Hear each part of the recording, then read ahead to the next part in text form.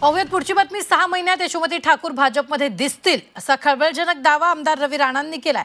त्यांच्या या विधानाने राजकीय चर्चांना उधाण आलं। यशोमती ठाकूर यांनी काही दिवसांपूर्वी मुख्यमंत्री देवेंद्र फडणवीसांची भेट घेतल्याचंही त्यांनी सांगितलं। मात्र यशोमती ठाकूर यांनी राणांचा दावा खोडून काढलाय। उलट तुमचा वापर संपल्याच भाजप तुम्हालाही फेकून देईल अशा शब्दात यशोमती ठाकूर यांनी रवी राणांना सुनावलेलं आहे।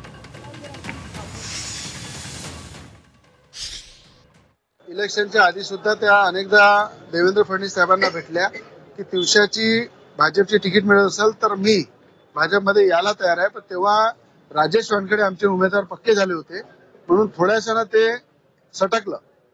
पण आता येणारी जी परिस्थिती आहे, बिहारमध्ये त्या ज्या फिरल्या किंवा अमरावती जिल्ह्यामध्ये त्यांना पूर्ण जिल्ह्यावर नगर अध्यक्षाचा उमेदवार सुद्धा मिळाला नाही। सगळे उमेदवार मुस्लिम आहे। मुस्लिम उमेदवार शोधू त्यांना काँग्रेसला लढावं लागून आलं।